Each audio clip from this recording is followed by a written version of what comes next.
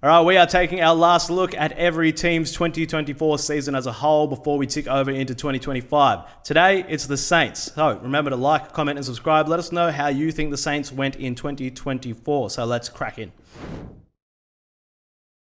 This season review is brought to you by Skills Beast, the best teaching apparatus to learn how to kick effectively with the correct technique every time. No matter what your age or skill level, Skills Beast will transform your kick. Head to skillsbeast.com to instantly kick better. And to break this all down for me, Saints fan and AFL commentator and analyst Darren Parkin. Darren, your boys probably overachieved last year, and how'd they go this year? Yeah, it's, I guess, the million-dollar question. Did they overachieve last year? Did they underachieve this year, or potentially both? It's an odd one. So last year they were top six for most of the season and ended up finishing in sixth place. Had the number one ranked defence in the competition in 2023. They were less than a goal worse off this year defensively, and it moved them from first to fifth, which is still obviously a pretty good record.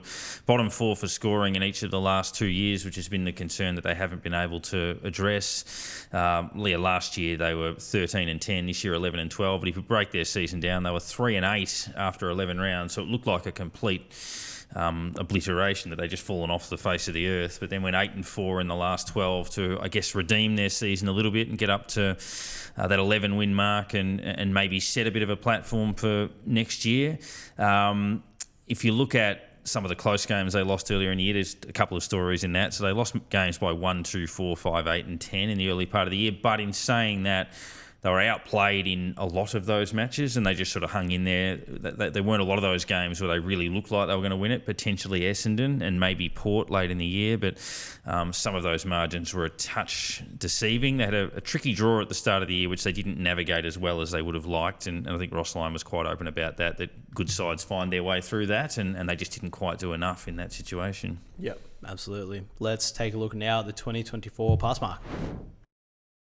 All right, so coming into 2024, as you said, did they overachieve in 2023? As a Saints fan, what were you sort of expecting to get out of this year? Yeah, it's interesting. Obviously, you finish where you deserve to finish ultimately, and last year they top six all year and earned their place. They beat a lot of the sides they were competing for final spots with, like Essendon, like Geelong, Fremantle, Richmond last year, Carlton last year. This year they were dropping a lot of those games, and a lot of it comes down to that. Obviously this year they dropped games to Hawthorn and the Western Bulldogs and Freo and those same sorts of teams that they were able to defeat the year before. So were they perhaps punching above their weight a bit last year? Maybe, but I mean the number one ranked defensive side in the comps, you're probably going to play finals with that record. This year they didn't slip too much, but they just didn't quite take their chances when they sort of presented it. So is this their level, or was that their level?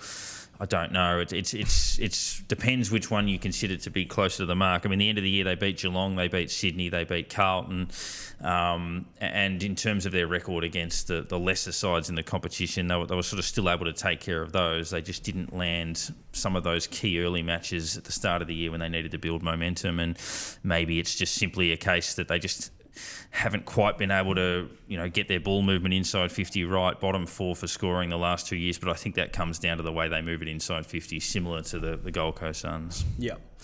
From an outside perspective, I think it's as simply as you make finals one year, you don't make them the next. It's not a pass. Correct. But that's absolutely correct. Like if you step backwards from that situation, they don't get a pass on the season. Yeah, absolutely. All right, so let's delve a bit deeper now into some lowlights. All right, so as you mentioned, probably the lowest point of the season is that effectively they were out of the mix by round 7. Yeah, 2 and 5 after round 7. The heavy defeat on the Thursday night to the Western Bulldogs in round 6, and then lost to Port the following week in the Anzac weekend, and that was just about it for them. And then obviously it got pretty ordinary over the next month. One of their worst performances of the year against Melbourne at the MCG, and a loss at home to Fremantle probably officially ended their season. If you break down how it was happening, so their conversion inside 50 and then converting attacks into scores is a struggle. So they're ranked 14th for scoring once they get the ball inside 50, and they're ranked 17th for scoring from clearances. So if those two sources are struggling, then they're going to be in a little bit of trouble. So they've got to get more reward for... They actually move the ball really well between the arcs. So defensive 50 to forward 50, one of the better teams in the comp at moving the ball, but transitioning inside 50 has been really ordinary. And they just need a bit more consistency through the middle. So Filippo back into the year was good. Windhager early was good.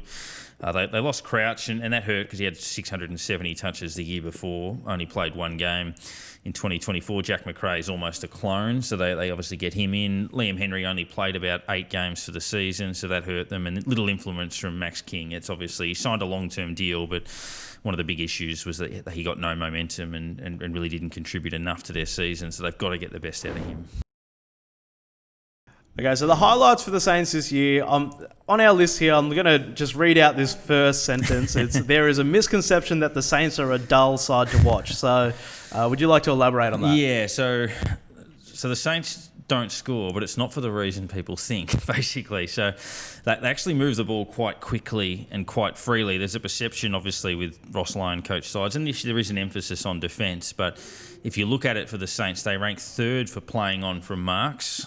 They're 6th from turning a defensive 50 possession into inside 50, so slingshotting from one end to the other.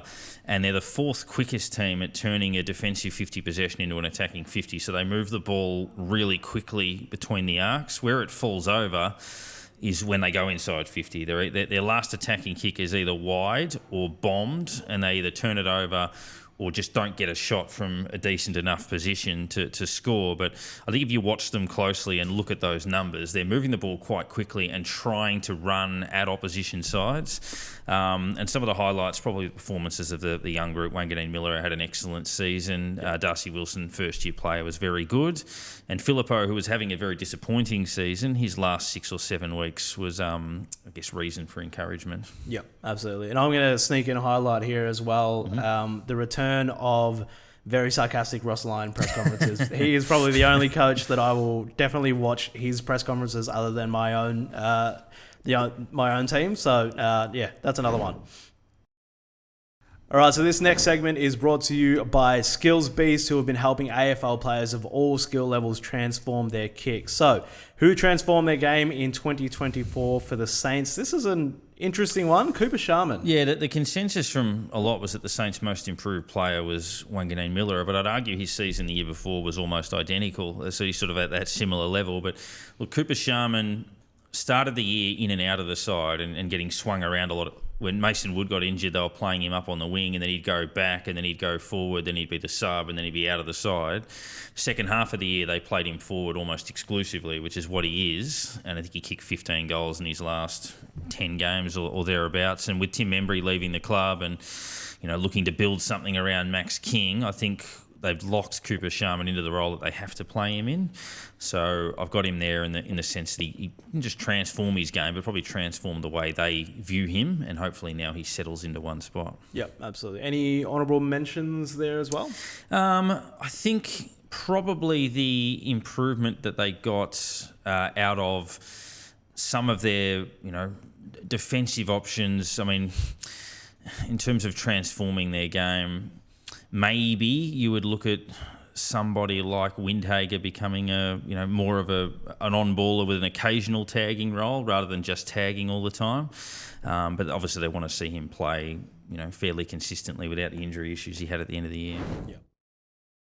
All right, if there's one thing we know at zerohanger.com, it is headlines, and St Kilda on field were pretty quiet in the headline front, except maybe at their best and fairest where Bassett had a bit of a call out about the academy. Yeah, look, I mean, there's an element of self-interest in it. Like if St Kilda had, the father-son record of a Collingwood or a Geelong, then obviously they wouldn't necessarily be making those comments. But I guess at the same time, you've almost got to separate the self-interest part with is the point valid. So he was quite critical of the way that works, but also the academy on the back of Levi Ashcroft landing at the Premiers Brisbane, 2 years after they got the best player, Will Ashcroft, in the draft, who then wins a Norm Smith. So obviously that the perception that maybe the academy system and the father-son system is a little bit flawed with how all of that works. And look, he copped a bit of criticism for that, rightly or wrongly. It all comes down to a matter of opinion. I think people have just got to look at it and say how much of it is the fact that St Kilda haven't benefited from those systems, which is true, and how much of it is his statement valid, which you've also got to look at in isolation and say, does he actually have a point? Yeah. As somebody that isn't St Kilda associated, I think he did make some good points. I think that, the message, the point is valid. It just probably needs to be delivered by somebody else. Well, yeah, I mean, it's if somebody could, if somebody agrees and they come in and back him up. But yeah, it's you got to separate club hat and good of the game hat, and it's a difficult one to do. All right, so the ins and outs for the Saints, probably the big ones in the trade period. So Josh Battle obviously going to Hawthorn, Tim Membry also going to Collingwood, and then Seb Ross and Brad Crouch both retiring. Yeah, so Seb Ross, kind of a mutual delisted / retired, not offered a contract scenario, been a great servant of the club, 200 games, captained the side a lot in the absence of Jaron Geary when he was vice-captain. But yeah, Battle, a free agent to Hawthorn, that was the big news. And then whether St Kilda would get the compo, which they did. Tim Membry to Collingwood was interesting. He looked just about finished halfway through the year, but his second half of the season was very encouraging and could end up being a nice asset for the Pies. And they delisted Tom Campbell, who pops up at Melbourne. Riley Bonner, interesting, played about 20 games in a row in his only season at the club and then got delisted. Ollie Houghton, James Van Ness, injury prone, Ben Patton, who's popped up at Sydney, Matthew Allison, and also Jack Hayes, who just injuries ruined him. He played some really exciting footy. He got Brownlow votes in 2 of the 7 games that he played at AFL level. But yeah, he's been delisted, down to knees and feet injuries that he sustained over his career. Yep, absolutely. And then in the players' gain, so Jack McRae from the Dogs was a great pickup. Jack Carroll as a delisted free agent. And then the 2 pretty exciting draftees in Toby Travalia and Alex Taru. Yeah, McRae replaces Crouch, effectively the same player. Carroll, interesting, a bit of a line of ex-Blues at the Saints, Liam Stocker and Paddy Dow and these sorts. But so Toby Travalia from Bendigo, exciting halfback runner, could potentially play midfield. Taru, the Flying Viking from Gippsland, key position prospect. Barrett, another one. Boxall, a good running option.